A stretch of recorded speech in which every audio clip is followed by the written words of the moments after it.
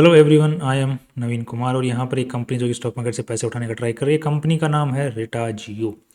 One second. And company यहाँ पर जो आईपीओ से पैसे उठा रही है वो है 27 मार्च से 2 अप्रैल के बीच में खुलने वाला है। 25 का फिक्स प्राइस सेट किया है, 6,000 का लॉट से, तो आपको 1,50,000 रुपये की जरूरत पड़ने वाली है एटलीस्ट। आपको एक फाइल लगाने के लिए इस आईपीओ के अंदर में 15,50,00,000 रुपये कंपनी उठाने का ट्राई कर रही है और पूरी वैल्यू लगा रही है कंपनी खुद की, that is around 39 crore rupees. यहाँ पर जो कंपनी पैसे उठा रही है, कंपनी करती क्या है, तो ये ज्वेलरी के जो आइटम्स होते हैं उनको बनाती है, मैन्युफैक्चरर है ऑफ ज्वेलरी। यूजुअली छोटे जो आइटम्स होते हैं ज्वेलरी के उनको बनाने में काम करती है, जैसे यहाँ पे rings, bangles, earrings, pen, necklaces and all this. छोटे ज़्यादातर छोटे बनाती है, बाकी बड़े भी बनाती है। नेकलेस बड़े में आते हैं यूजुअली, राइट। कंपनी जो मालिक लोग हैं उनके पास में 100% मालिकाना हक था कंपनी में। आईपीओ के बाद में 60% ही रह जाने वाला है। अब ये जो कंपनी पैसे उठा रही है उनका करने क्या वाली है, तो पैसे की रीज़न उन्होंने जो बताया है वो है कि हम लोग थोड़ा सा लोन है 2 करोड़ रुपए का वो चुकाएंगे और बाकी 34 करोड़ रुपए। 34 करोड़ रुपए, वन सेकेंड, यहाँ पर मैं एक बार चेक कर लेता हूँ। ओके, 2 करोड़ रुपए का तो लोन चुकाएंगे, बाकी 11 करोड़ रुपए का हम लोग वर्किंग कैपिटल रिक्वायरमेंट में काम में लेने वाले हैं। यहाँ पर ये गलत लिख दिया इन्होंने थोड़ा सा, राइट। एंड अब देख लेते हैं कंपनी के बारे में थोड़ा सा पॉजिटिव्स एंड नेगेटिव्स की। और अगर बात करते हैं तो यहाँ पर जो कंपनी की शुरुआत है वो 2012 के अंदर में हो गई थी। एक सेकंड मैं आपको यहाँ पर दिखा देता हूँ कंपनी की शुरुआत कब हुई थी। तो यहाँ पे 2012 में कंपनी की शुरुआत हो गई थी एज ए प्रोप्राइटरशिप फर्म, जो कि आप अपने पैन कार्ड पे, अगर जब पर्सनल पैन कार्ड के ऊपर में जीएसटी नंबर ले धंधा चालू कर देते हैं तो उसको प्रोप्राइटरशिप फर्म बोलते हैं। उस धंधे को इन्होंने अच्छा खासा आगे बढ़ाया। फिर 2022 में इन्होंने प्राइवेट लिमिटेड कंपनी खोली एंड उसके बाद में सीधा पब्लिक लिमिटेड कंपनी खोली है, प्राइवेट लिमिटेड ही नहीं सीधा, क्योंकि यहाँ पे देख रहे हो रिटाजियो इंडस्ट्रीज लिमिटेड, सीधा पब्लिक लिमिटेड कंपनी खोली और जो प्रोप्राइटरशिप वाला फर्म था उसको टेक ओवर कर लिया, उसका बिजनेस को पूरे को टेक ओवर कर लिया। उसके बाद में अब जो आईपीओ 2024 में ये लेके आ रहे हैं। अभी जो लिमिटेड कंपनी है, जो इंडस्ट्रीज लिमिटेड कंपनी रिटाजियो, इसके दो मालिक हैं मेनली देखा जाए तो। एक तो दूसरी कंपनी बिकॉज इसकी पेरेंट कंपनी भी, जिसका भी नाम अभी हम यहाँ पर देखने को मिलेगा, that is Ritazio trading services LLP, ये इसकी पेरेंट कंपनी है। इसी के साथ में इस कंपनी में एक मालिक और है जिसका नाम है मिस्टर विनय लोधा। सो मेनली बड़ी कंपनी, मतलब हमारी जो आईपीओ से पैसा उठा रही है इस कंपनी का मेन मालिक है ये कंपनी, और इस कंपनी के साथ साथ में ये बंदा भी मालिक है। और ये जो इसकी मेन मालिक है रिटाजियो ट्रेडिंग सर्विसेज एलएलपी, इसके भी मालिक यही हैं, विनय लोधा वगैरह और निधि लोधा। सो बेसिकली देखा जाए तो जो विनय लोधा हैं ये मेनली मेन प्रमोटर हैं इस कंपनी के, और निधि लोधा दोनों मिला के, राइट। नेक्स्ट अब देख लेते हैं कि कंपनी पे कोई केसेस वगैरह। तो यहाँ पे टैक्स से रिलेटेड जरूर 4 केसेस हैं और प्रमोटर्स के ऊपर में 12 केसेस चल रहे हैं, जिसमें टोटल अमाउंट जो कंपनी के ऊपर में है वो 85 लाख रुपए तक का नुकसान हो सकता है अगर केसेस वगैरह हार गई तो। नेक्स्ट यहाँ पर विनय लोधा जी के बारे में जो डिटेल्स हैं, जो इस कंपनी में जिनकी चलती है उनके बारे में आप डिटेल्स यहाँ पर पढ़ पाएंगे। एंड ठीक ठाक इनके पास में एक्सपीरियंस है, 24 लाख रुपए तक का इनके पास में रेम्यूनरेशन लेने तक का अधिकार है आज के दिन। एंड मतलब ले रहे हैं वैसे 24 लाख रुपए तक। नेक्स्ट ये इनकी शेयर होल्डिंग पैटर्न आ गया। और यहाँ पर एक चीज़ और देखने मिली, कंपनी के पास में जो प्रॉपर्टीज़ यूज़ करती है as registered office, manufacturing facility, तो वो ये वाला ऑफिस जो है ये कंपनी द्वारा ओन्ड है। बाकी 2 ऑफिसेज और हैं जो कि कंपनी द्वारा ओन्ड है, ये 2 प्रॉपर्टीज़ और जो कि खाली पड़ी हैं, बस यही ऑफिस ये लोग काम में ले रहे हैं। 483 स्क्वायर फीट का है, जो कि 25 बाई 20 तक का एक कमरा है, दुकान है, उसको ये काम में ले रहे हैं। उसमें मशीन्स वगैरह भी पड़ी हैं, कंपनी में लगभग 7-8 एम्प्लॉयज़ भी काम कर रहे हैं। अब यहाँ पे रिटाजियो के जो लोगोज हैं ये कंपनी द्वारा ओन्ड हैं। कंपनी की जो कैपेसिटी है उसके हिसाब से मैक्सिमम 34% की कैपेसिटी पे ही काम कर रहे हैं, मतलब अच्छा खासा कैपेसिटी इनके पास में पड़ा हुआ है काम करने का। ये कुछ मशीन्स आप लोग देख पाएंगे जो कि कंपनी की फैक्ट्री के अंदर में देखने को आपको मिल रही हैं, राइट।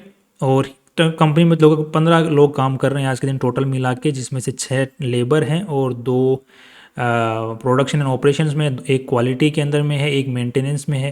तो यहाँ पर 1 2 3 4 5 और 6 11 लोग टोटल काम कर रहे हैं फैक्ट्री प्रमाइसेस के अंदर में। तो एक 25 बाई 20 का जो कमरा होता है उसके अंदर में इतनी सारी जो मशीनें मैंने आपको दिखाई, जिसमें 10-15 मशीन्स हैं वो भी रखी हुई हैं, 11 लोग भी काम कर रहे हैं। Is it feasible? तो मेरे को थोड़ा सा डाउटफुल लगा। और यहाँ पर दूसरी चीज़, अगर ये फ़ोटोज़ फैक्ट्री प्रीमाइसेस के अंदर मशीन्स की ही ली हुई हैं तो इन्होंने मशीन्स जो है मुझे लग रहा है आईपीओ से पहले जस्ट ही खरीदे हैं दिखाने के लिए कि हम इतनी सारी मशीन्स यूज़ करते हैं। जो कि यूजुअली जिस टाइप का धंधा कंपनी में दिखाने की कोशिश की रही है उस धंधे में काम में आती है।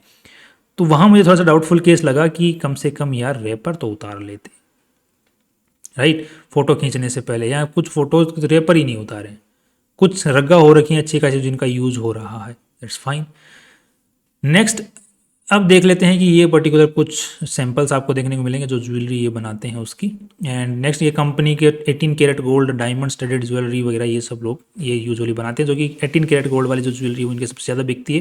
बाकी 24 कैरेट गोल्ड की कौन सी ज्वेलरी आ गई नहीं भाई, 24 कैरेट गोल्ड का तो फिर वो सिक्का ही बिकता है डायरेक्ट, उसकी ज्वेलरी कौन सी होती है। 22 कैरेट गोल्ड की ज्वेलरी स्टार्ट होती है, बिकॉज उससे ऊपर तो ज्वेलरी कैरेट में कुछ होती ही नहीं है।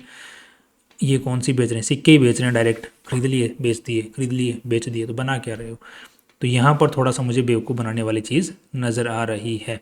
सिक्के बेच रहे हैं, यहाँ पर ज़रूर ज्वेलरी बेच रहे हैं, डायमंड ही बेच रहे हैं, अच्छा खरीद लिया बेच दिया नक्काशी करके। ओके, अब थोड़ा सा हम कंपनी की बैलेंस शीट को समझने की कोशिश करें तो टोटल 36 करोड़ रुपए इसमें लगा हुआ है कंपनी में, जिसमें से 20 करोड़ रुपए के आसपास में तो इन्वेस्टर्स का पैसा है। बाकी जितना पैसा उधारी का है वे पैसा कहाँ लगा, डेट टू इक्विटी रेशियो तो ठीक है, बाकी ये पैसा कहाँ कहाँ लगा हुआ है, तो जो हमने ऑफिस वगैरह की जो बात की, मैन्युफैक्चरिंग फैसिलिटी जो दुकानें, उनमें 2 करोड़ 20 लाख रुपए लगे हुए हैं, लग गए मतलब उसमें लग चुके हैं। 3 करोड़ 20 लाख का कंपनी के पास में नॉन करंट इन्वेस्टमेंट लंबा इन्वेस्टमेंट पड़ा हुआ है। इन्वेंट्री पड़ी हुई है 15 करोड़ की, 11.5 करोड़ रुपए की ट्रेड रिसीवेबल्स पड़े हुए हैं, 4.5 करोड़ रुपए का एडवांस दिया हुआ पड़ा है माल के लिए। तो यहाँ पर मेनली बैलेंस शीट की जो हालत है वो तो ख़राब ही है, अच्छी नहीं है। बट बाकी हम लोग इन्वेंट्री को अच्छा मान सकते हैं। ट्रेड रिसीवेबल वाला जो सेगमेंट है इस टाइप के बिजनेस के अंदर में जहाँ पे मार्जिन बहुत कम हो, वहाँ पर ट्रेड रिसीवेबल्स इतना बड़ा रहना is very very very negative. Next देखते हैं कंपनी का रेवेन्यू स्ट्रक्चर। तो रेवेन्यू स्ट्रक्चर खराब है बिकॉज इंक्रीज यहाँ पर रेवेन्यू बढ़ नहीं रही है, सेल बढ़ नहीं रहा है, और पिछले 6 महीनों के अंदर में सेल और घटी ही है। कंपनी का मेनली जो बिजनेस है वो B2B सेगमेंट में, मतलब दूसरे जो कंपनियां जो कि इसी सेगमेंट में काम करती हैं वो इनसे माल मतलब ज्वेलरी बनवा के खरीदती है। बट यहाँ पर कुछ इंक्रीज यहाँ पर देखने को नहीं मिल रहा है, दैट्स अगेन नेगेटिव। कंपनी के नेट प्रॉफिट्स की अगर बात करते हैं तो नेट प्रॉफिट्स की भी हालत ख़राब ही है।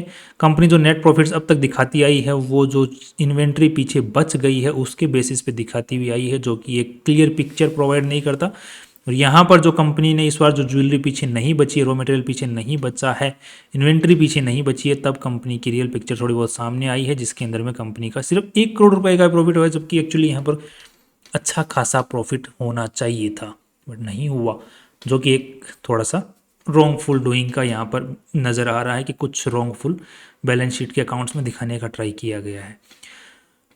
ऑपरेटिंग अगर net generated from the operating activities, तो यहाँ पर अपने को देखने को मिल रहा है कि यहाँ पर कैश फ्लो खराब है, यहाँ पर ठीक हुआ है वाकिस बिकॉज ट्रेड रिसीवेबल्स की रिकवरी हुई है, पैसे की रिकवरी, और बाकी यहाँ पर ट्रेड रिसीवेबल्स वापस बेकार हो गया क्योंकि बिकॉज यहाँ पर इन्वेंट्री के अंदर में से पैसा जो है गया है। बट स्टिल इन्वेंट्री जो बची हुई है वो गई है, उसके बावजूद भी कंपनी का नेट प्रॉफिट ठीक से निकल के नहीं आया है सामने। तो एक रियल पिक्चर जो होता है वो इस बार सामने आई, जिसका मतलब इनका पास में मार्जिन कुछ ज़्यादा ठीक है नहीं, वो भी रेवेन्यू भी बढ़ नहीं रहा है, जो कि फ्यूचर को लेकर के थोड़े से सवाल खड़े करता है। तो मुझे लग रहा है कि ये सिर्फ IPO से पैसे उठाने का बस एक ज़रिया है, ये कंपनी को लाया जा रहा है। बाकी मुझे कुछ ज़्यादा यहाँ पे फोकस दिख नहीं रहा है, ना रेवेन्यू वाइज ना मैनेजमेंट वाइज। प्रीमाइसेस के बारे में जो सवाल उठाए, मशीनरी के बारे में जो सवाल उठाए, वो भी यहाँ पर सवाल बने हुए हैं। सो ओवरऑल क्या है कि कंपनी छोटी है, मुझे लग रहा है सिर्फ इस कंपनी को लिस्ट करने के लिए यहाँ पे लाया जा रहा है, और लिस्ट करने के मुकाबले में 39 करोड़ रुपए की वैल्यू लगा के 12-15 करोड़ रुपए भी उठा लिए जा रहे हैं, और ये 12-15 करोड़ रुपए हैं ये बाद में सैलरी देके निकाल लेंगे। बाकी फ्यूचर के अंदर में कंपनी को पंप एंड डंप भी कभी कुछ होना है तो बाकी फ्यूचर में होता रहेगा। यहाँ पे मुझे कुछ खास बिजनेस दिखाई नहीं दे रहा है, जो कि आप लोगों का बिजनेस है, नहीं वो नहीं दिख रहा मुझे। तो अब इसमें क्या हमें इन्वेस्ट करना छोड़ना चाहिए। सो पंप एंड डंप हो सकती है फ्यूचर के अंदर में, तो उस हिसाब से तुम लगा के छोड़ दो। बाकी फ्यूचर में और सस्ती भी आ सकती है। पंप एंड डंप हो सकता है अभी हो जाए, अभी लिस्ट होने के बाद में ही हो जाए, हो सकता है पॉसिबिलिटी, बिकॉज पी रेशियो इस कंपनी का काफ़ी अच्छा निकलेगा। बिकॉज 6 महीने में 1 करोड़, तो 12 महीने के अंदर में 2 करोड़, और पिछले साल 4 करोड़ रुपए कमाए, तो 4 करोड़ के हिसाब से इसने जो वैल्यू लगाई है 40 करोड़ की, तो 10 का P ratio is very good. PB ratio अगर लोग बात करते हैं तो यहाँ पर 20 crore, 20 crore plus 15, 35 P V ratio is 1.1, that is also good. So valuations दिखा करके इसको पंप एंड डंप किया जा सकता है, there are chances. So pump and dump और हीरो जीरो ट्रेड के लिए हम लोग इसमें इन्वेस्टमेंट करना चाहें तो कर सकते हैं, हीरो जीरो, हीरो बनने के लिए. और हीरो जीरो ट्रेड्स के अंदर में ध्यान रखिएगा 100% जो अमाउंट आप लगा रहे हो वो मान के चलो कि खो गया, वो जीरो बन गए तो हो बन गए, जीरो बन गए तो जीरो बन गए. और फ्यूचर के अंदर में अगर कर लो, मान के चलो सस्ते में मिल जाए, बट ये पता नहीं है ना कब हीरो जीरो वाला खेल चालू हो. अगर पैसा लगाओ तो ये लगना कि मान के चलना कि जो वो पैसा है वो गया, उसको मान के चलो गया, उस टाइप का पैसा यहाँ पे लगाया जा सकता है लॉन्ग टर्म के हिसाब से. बाकी आप कोई भी डिसीजन ले फाइनल, वो अपने फाइनेंशियल एडवाइजर से पूछ के और रिसर्च करके बाद में ही डिसीजन बनाए, उसके बाद में ही, बाकी इस वीडियो के बेसिस पर ना बनाए. That's all. कल फिर मिलते हैं इंपॉर्टेंट वीडियो के साथ में. सी यू टुमारो.